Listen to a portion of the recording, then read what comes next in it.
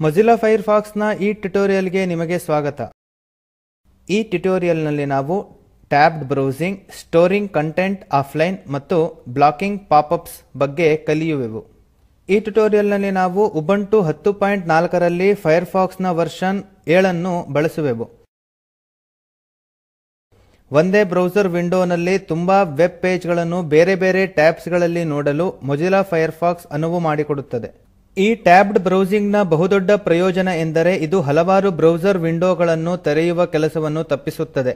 ಹೀಗಾಗಿ ಇದು ನಿಮ್ಮ ಡೆಸ್ಕ್ಟಾಪ್ ಅನ್ನು ಗೊಂದಲ ರಹಿತವಾಗಿಡುವುದರಲ್ಲಿ ಸಹಾಯ ಮಾಡುತ್ತದೆ. ಪ್ರತಿ ಟ್ಯಾಬ್ ಅದು ಪ್ರದರ್ಶಿತಗೊಂಡಾಗ ಬ್ರೌಸರ್ನ ಪೂರ್ಣ ಪರಿಧಿಯನ್ನು ವ್ಯಾಪಿಸಿ ತೋರಿಸುತ್ತದೆ. ಇದು ತೆರೆದಿರುವ ಬ್ರೌಸರ್ ವಿಂಡೋಗಳ ಗಾತ್ರ ಮತ್ತು ಸ್ಥಾನವನ್ನು ಪ್ರತಿ ಬಾರಿ ಬದಲಾಯಿಸುವ ಅವಶ್ಯಕತೆಯನ್ನು ತೆಗೆದುಹಾಕುತ್ತದೆ.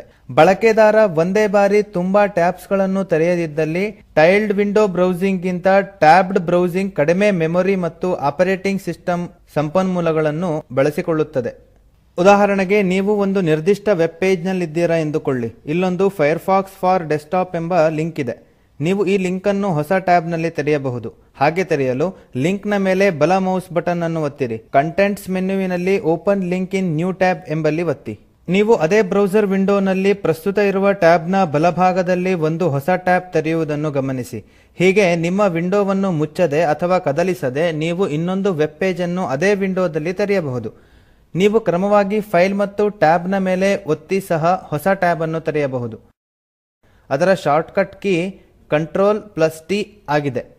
ನೀವು ಹೊಸ ಟ್ಯಾಬ್ ತೆರೆದಾಗ ಆ ಟ್ಯಾಬ್ ತಕ್ಷಣ ಸಕ್ರಿಯಗೊಳ್ಳುವುದನ್ನು ಗಮನಿಸಿ. ಈಗ URL ಬಾರ್ ಗೆ ಹೋಗಿ ಮತ್ತು www.google.com ಎಂದು ಟೈಪ್ ಮಾಡಿ. ಈಗ ನಿಮ್ಮಲ್ಲಿ ಪ್ರತಿಯೊಂದರಲ್ಲೂ ಬೇರೆ ಬೇರೆ ವೆಬ್ ಪೇಜ್ ಇರುವಂತಹ 3 ಟ್ಯಾಬ್ಗಳಿವೆ. ನೀವು ಬಲಬದಿಯ ಕೊನೆಯ ಟ್ಯಾಬ್ ನ ಬಲಗಡೆಯಲ್ಲಿರುವ ಪ್ಲಸ್ ಬಟನ್ ಅನ್ನು ಒತ್ತಿಯೂ ಸಹ ಹೊಸ ಟ್ಯಾಬ್ ಅನ್ನು ತೆರೆಯಬಹುದು. ನಾವು ಟ್ಯಾಬ್ ಗಳನ್ನು ನಮ್ಮ ಅಗತ್ಯಕ್ಕೆ ತಕ್ಕಂತೆ ಕ್ರಮಬದ್ಧವಾಗಿಡಬಹುದು. ಟ್ಯಾಬ್ ನ ಮೇಲೆ ಮೌಸ್ ಬಟನ್ ಅನ್ನು ಒತ್ತಿ ಹಿಡಿದು ಅದನ್ನು ನಿಮಗೆ ಬೇಕಾದೆಡೆ ಸ್ಥಾನಾಂತರಿಸಿ. ಈಗ ಮೌಸ್ ಬಟನ್ ಅನ್ನು ಬಿಡಿ. ಈಗ ಟ್ಯಾಬ್ ನಿಮಗೆ ಬೇಕಾದಲ್ಲಿ ಸ್ಥಾನಾಂತರಿತವಾಗಿದೆ.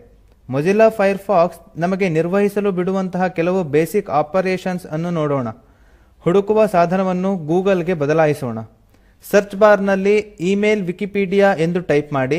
ಸರ್ಚ್ ಬಾರ್ ನ ಬಲಕ್ಕೆ ಇರುವ ಭೂತ ಕನ್ನಡಿಯ ಮೇಲೆ ಒತ್ತಿರಿ. ಅದಕ್ಕೆ ಸಂಬಂಧಪಟ್ಟ ವಿಕಿಪೀಡಿಯಾ ಪೇಜ್ ಇದರ ಮೊದಲ ಫಲಿತಾಂಶವಾಗಿದೆ. ಲಿಂಕ್ ಮೇಲೆ ಒತ್ತಿ ಈ ಪುಟವನ್ನು ತೆರೆಯೋಣ. ಈಗ ಫೈಲ್ ಮೇಲೆ ಒತ್ತಿ ಅನಂತರ ಸೇವ್ ಪೇಜ್ ಆಸ್ ಮೇಲೆ ಒತ್ತಿ. search.html ಹೆಸರಿನಲ್ಲಿ ಡೆಸ್ಕ್ಟಾಪ್ ಮೇಲೆ ಫೈಲ್ ಅನ್ನು ಸೇವ್ ಮಾಡೋಣ. ಈಗ ಫೈಲ್ ಮತ್ತು ನ್ಯೂ ಟ್ಯಾಬ್ ಮೇಲೆ ಒತ್ತಿ. ಬ್ರೌಸರ್ ವಿಂಡೋದಲ್ಲಿ ಹೊಸ ಟ್ಯಾಬ್ ಅನ್ನು ತೆರೆಯೋಣ.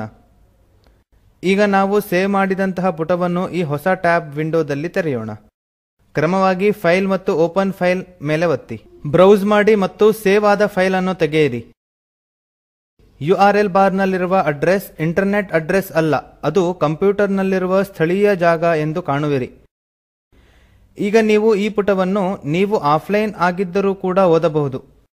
ಪಾಪ್ಅಪ್ಸ್ ಎಂದರೆ ನಿಮ್ಮ ಅನುಮತಿ ಇಲ್ಲದೆ ಯಾಂತ್ರಿಕವಾಗಿ ಕಾಣಿಸಿಕೊಳ್ಳುವ ವಿಂಡೋಗಳು. ಫೈರ್ಫಾಕ್ಸ್ ನಮಗೆ ಪ್ರಿಫರೆನ್ಸಸ್ ವಿಂಡೋನ ಒಳಗಿರುವ ಕಂಟೆಂಟ್ ಟ್ಯಾಬ್ ನ ಮೂಲಕ ಪಾಪ್ಅಪ್ಸ್ ಮತ್ತು ಪಾಪ್ ಅಂಡರ್ಸ್ ಗಳನ್ನು ನಿಯಂತ್ರಿಸುವುದಕ್ಕೆ ಅನುವು ಮಾಡಿಕೊಡುತ್ತದೆ. ವಿಂಡೋಸ್ ನಲ್ಲಿ ಇದು ಆಪ್ಷನ್ಸ್ ವಿಂಡೋನ ಒಳಗಿರುತ್ತದೆ. ಪಾಪ್ಅಪ್ ನಿರ್ಬಂಧವು ಪೂರ್ವನಿಯೋಜಿತವಾಗಿ ಆನ್ ಆಗಿರುತ್ತದೆ. ಎಡಿಟ್ ಮತ್ತು ಪ್ರಿಫರೆನ್ಸಸ್ ಮೇಲೆ ಒತ್ತಿರಿ. ವಿಂಡೋಸ್ ಬಳಕೆದಾರರು ದಯವಿಟ್ಟು ಟೂಲ್ಸ್ ಮತ್ತು ಆಪ್ಷನ್ಸ್ ಮೇಲೆ ಒತ್ತಿರಿ. ಕಂಟೆಂಟ್ ಟ್ಯಾಬ್ ನಲ್ಲಿ ಮೊದಲ ಆಯ್ಕೆಯಾದ ಬ್ಲಾಕ್ ಪಾಪ್ಅಪ್ ವಿಂಡೋಸ್ ಪೂರ್ವನಿಯೋಜಿತವಾಗಿ ಗುರುತಿಸಿರುತ್ತದೆ. ಇಲ್ಲದಿದ್ದಲ್ಲಿ ದಯವಿಟ್ಟು ಈ ಆಪ್ಷನ್ ಮೇಲೆ ಗುರುತನ್ನು ಹಾಕಿ. ಡಯಲಾಗ್ ಬಾಕ್ಸ್ ನ ವಿವಿಧ ಆಯ್ಕೆಗಳ ಬಗ್ಗೆ ಇನ್ನೊಂದು ಟ್ಯುಟೋರಿಯಲ್ ನಲ್ಲಿ ಚರ್ಚಿಸಲಾಗುತ್ತದೆ. ಕ್ಲೋಸ್ ಬಟನ್ ಮೇಲೆ ಒತ್ತಿರಿ. ಈಗ ನಾವು ಈ ಟ್ಯುಟೋರಿಯಲ್ ನ ಕೊನೆಗೆ ತಲುಪಿದೆವು. ಇಲ್ಲಿ ನಾವು ಕಲಿತ ವಿಷಯಗಳ ಲಘು ಸಾರಾಂಶವನ್ನು ನೋಡೋಣ. Tabbed browsing, storing content offline ಮತ್ತು ಬ್ಲಾಕಿಂಗ್ ಪಾಪ್ಅಪ್ಸ್. ಈ ಅಭ್ಯಾಸಗಳನ್ನು ಮಾಡಲು ಪ್ರಯತ್ನಿಸಿ. ಹೊಸ ಟ್ಯಾಬ್ ಅನ್ನು ತೆರೆಯಿರಿ. ಹುಡುಕುವ ಸಾಧನವನ್ನು ಗೂಗಲ್ಗೆ ಬದಲಾಯಿಸಿ. ದ ಹಿಸ್ಟರಿ ಆಫ್ ಇಮೇಲ್ ಅನ್ನು ಹುಡುಕಿ. ಮೊದಲ ಫಲಿತಾಂಶವನ್ನು ಸೇವ್ ಮಾಡಿ ಮತ್ತು ಅದನ್ನು ಹೊಸ ಟ್ಯಾಬ್ ನಲ್ಲಿ ಪರೋಕ್ಷವಾಗಿ ನೋಡಲು ಆಗುವಂತಹ ಡಾಕ್ಯುಮೆಂಟ್ ಆಗಿ ತೆರೆಯಿರಿ. ಹುಡುಕುವ ಸಾಧನವನ್ನು ಬಿಂಗ್ಗೆ ಬದಲಾಯಿಸಿ. ಮತ್ತೆ ದ ಹಿಸ್ಟರಿ ಆಫ್ ಇಮೇಲ್ ಅನ್ನು ಹುಡುಕಿ.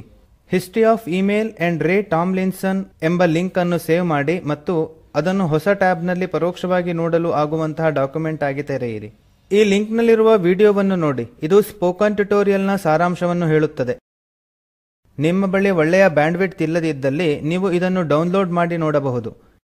ಈ ಪಾಠವನ್ನಾಧಾರಿಸಿ ಸ್ಪೋಕನ್ ಟ್ಯುಟೋರಿಯಲ್ ಗಣವು ಕಾರ್ಯಶಾಲೆಯನ್ನು ನಡೆಸುತ್ತದೆ. ಯಾರು ಆನ್ಲೈನ್ ಪರೀಕ್ಷೆಯಲ್ಲಿ ಉತ್ತೀರ್ಣರಾಗುತ್ತಾರೋ ಅವರಿಗೆ ಪ್ರಮಾಣಪತ್ರವನ್ನು ನೀಡುತ್ತದೆ. ಹೆಚ್ಚಿನ ಮಾಹಿತಿಗಾಗಿ contact@spoken-tutorial.org ಈ ಇಮೇಲ್ ಮೂಲಕ ಸಂಪರ್ಕಿಸಿ. ಈ ಪಾಠವು ಟಾಕ್ ಟು ಅ ಟೀಚರ್ ಎಂಬ ಪರಿಯೋಜನೆಯ ಭಾಗವಾಗಿದೆ. ಈ ಪ್ರಕಲ್ಪವನ್ನು ರಾಷ್ಟ್ರೀಯ ಸಾಕ್ಷರತಾ ಮಿಷನ್ ICT MHRD ಭಾರತ ಸರ್ಕಾರ ಎಂಬ ಸಂಸ್ಥೆಯು ಸಮರ್ಥಿಸಿದೆ. ಹೆಚ್ಚಿನ ಮಾಹಿತಿಗಾಗಿ spoken-tutorial.org/nmeict-intro ಇಲ್ಲಿ ನೋಡಿ. ಈ ಪಾಠವು ದೇಸಿ ಕ್ರ್ಯೂ ಸೊಲ್ಯೂಷನ್ಸ್ ನಿಂದ ಅನುವಾದಿಸಲ್ಪಟ್ಟಿದ್ದು, ಇದರ ಪ್ರವಾಚಕ IIT ಬಾಂಬೆಯಿಂದ ವಾಸುದೇವ. ಧನ್ಯವಾದಗಳು.